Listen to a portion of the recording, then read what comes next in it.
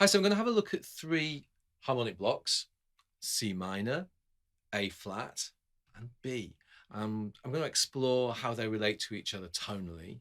A harmonic block is just like a chord, like a major or minor chord, but throughout the keyboard. So I think of a block as locations within the map of the keyboard. So the symmetry of the black key groups, three black keys and two black keys, and their white keys in and around them, where the blocks live. I think of them as being major or minor, and which one's the root. So C minor is obviously minor, and C is the root. A flat, major, and B major. We're going to explore those three blocks and how they relate to each other tonally.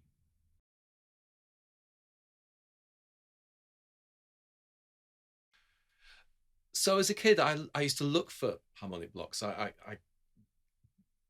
mined them, if you like, all over the keyboard. So I'd find one, like for instance, A minor. So I'd find A minor, which lives there in the two black key group, and there in the three black key group.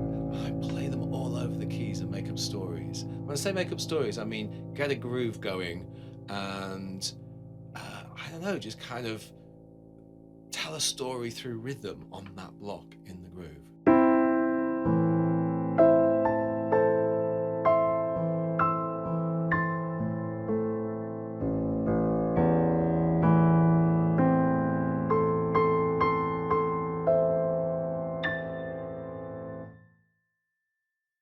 Now, I'd soon start looking for relationships between blocks. So I was still quite young when I was experiencing relationships, like A minor there would have a very close relationship, I discovered, with a C major, a C block. So A minor and C. It's kind of lovely, yeah?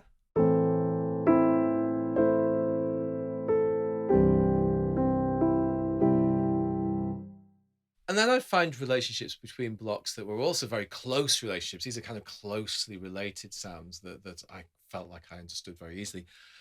There were relationships between blocks where one of them would kind of feel like home, like the tonal center, and the other one would feel like away. So a block is already has a tonal center because each harmonic block has a root, which is the tonal center. So in C, you would say that C is the root, and the other two are away. And the third makes it sound major.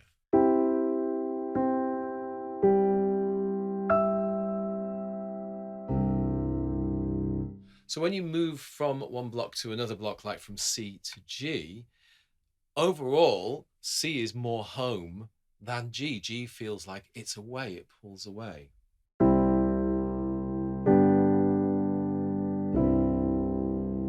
And I like this sort of thing. So I would improvise and really feel that moving to another place. You know what I mean? That feeling that G is a like an away place and C is the home.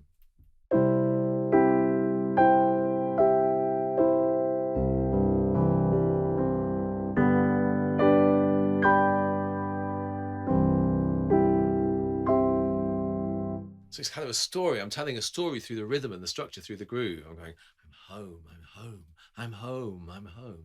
I'm away, I'm away, I'm home, I'm home. But what's interesting is that you don't have to always have C as the home block. If you tell the same kind of story, but decide that G is the home block, C can become the away block.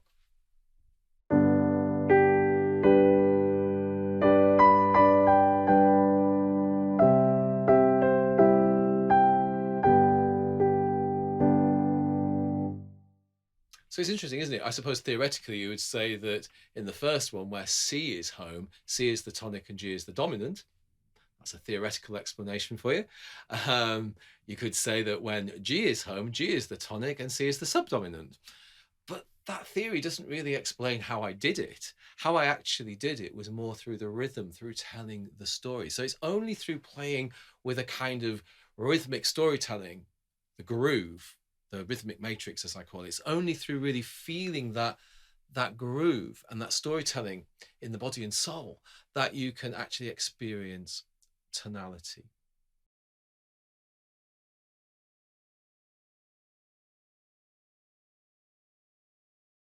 When I was a bit older, obviously I started to want to explore more distant relationships, more strange ones. So this is where something like this B with the C and A, so C minor and A flat would come in. So C minor and A flat are very closely related blocks. I'm going to decide that C minor is the home one.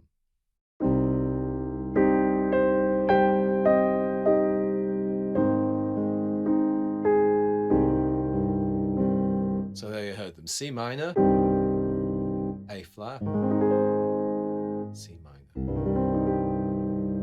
Okay, so doing the same sort of things, I can see, I can feel, I can sense that very, very clear, close relationship. But what about B? So it sounds a bit mad, doesn't it, in the context of those two, of C minor, A flat, and B. So obviously the same thing applies. I say obviously, it's not that obvious to a lot of people, but it seemed obvious to me that I have to actually tell the story and intend the sound of that block. And then sort of magical things happen. As long as I tell the story in the groove, suddenly a tonal relationship appears. So it's like, it's sort of like feeling the groove.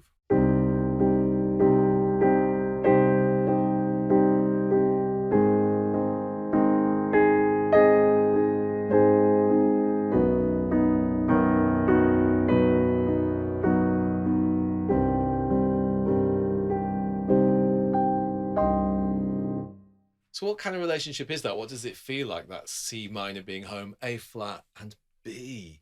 It's kind of a bit, I always think of these sounds a bit gothic. They're very popular in film scores, and still probably are, where you get, imagine this on the strings. I'll do a little filmy kind of improvisation, like on big strings with the orchestra, and it's got this kind of, as I say, kind of expansive gothic feeling.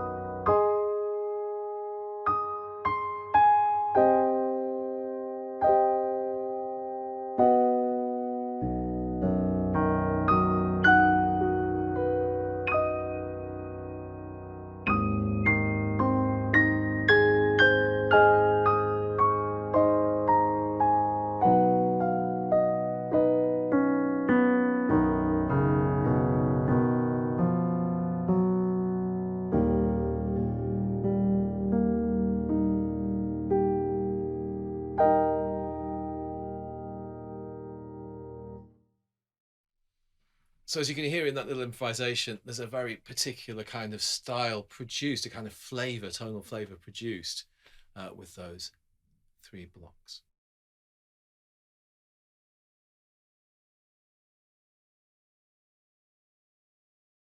But you can produce a very different tonal flavor by adding auxiliary notes, harmonic auxiliary notes. I did have auxiliary notes just then in the melody, so there were auxiliary notes or passing notes or poggiaturas, or all these theoretical terms that point to auxiliary notes. Auxiliary notes are notes that are not in the block. Usually auxiliary notes are contained within a diatonic block that contains the harmonic block. A diatonic block has 7 keys, a harmonic block obviously only 3.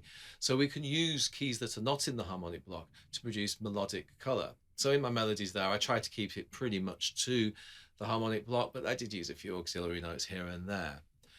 But what if you use auxiliary notes like harmonically? And I used to find this kind of fascinating, the way that you could change the flavor of the sound, produce something much more jazzy and impressionistic. So let's have a look.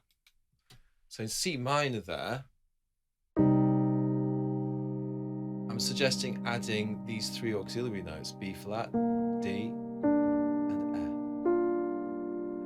And especially if I use the auxiliary notes kind of high up in the range,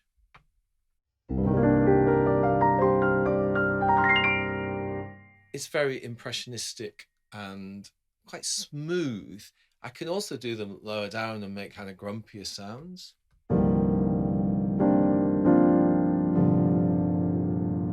All the time, though, it doesn't matter how I invert or voice the chord, to use the theoretical terms, doesn't matter what kind of chord I play that harmonic block with auxiliary notes from a diatonic block. It doesn't matter how I play them. I've got to think, I've got to intend. It's the same thing of intending, like in the storytelling, C minor, and then that's what you hear. Now, why is that so important? Well, because I can easily produce other blocks from that selection of notes. So we can't just think in terms of notes and put notes together and think that'll work. That would never work. But we don't need to get all technical and think about how to voice chords and do inversions and all that sort of thing. I just need to remember that there is a harmonic block there and auxiliary notes, notes that are, like, if you like, further away from the root than the third and the fifth. So they've got the root, which is home, third and the fifth are away, and then the auxiliary notes are further away. They pull, they create dissonance. But although it's dissonance, it's quite smooth, isn't it? It's quite jazzy, quite impressionistic. So if you have a look, you can produce other blocks from just those notes. I could produce an E flat block because you've got an E flat there, look, at the top of the main chord. You've got a B flat there at the bottom of the auxiliary notes. And you've got a G. That's an E flat block. You've also, of course, got a block made by the auxiliary notes, B flat. So you have to be careful. You're not just playing notes. You've got to be thinking and feeling and sensing internally the sound and the location in the keyboard map of C minor. So at that moment, even if I play the triad of the auxiliary notes somewhere else on the keys,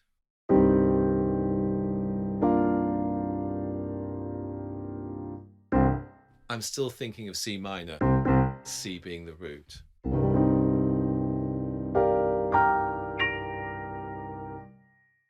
And that's the same with the others as well. We've got an A flat block.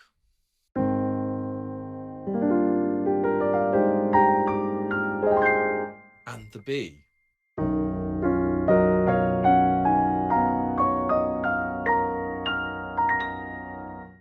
So lovely sounds, beautiful, beautiful, beautiful sounds. And I would find these sounds. Actually, so when I was becoming sort of like a bit older, 11 or 12, I was finding these kind of jazzy sounds and getting very excited about it because I'd always found them very hard to sort of pick out and use trial and error. But once I realized how the system worked, that there were harmonic blocks inside diatonic blocks, whoa, I could find all these lovely auxiliary notes and it felt so good under the fingers. So let's have a little, I'll do the little improvisation now.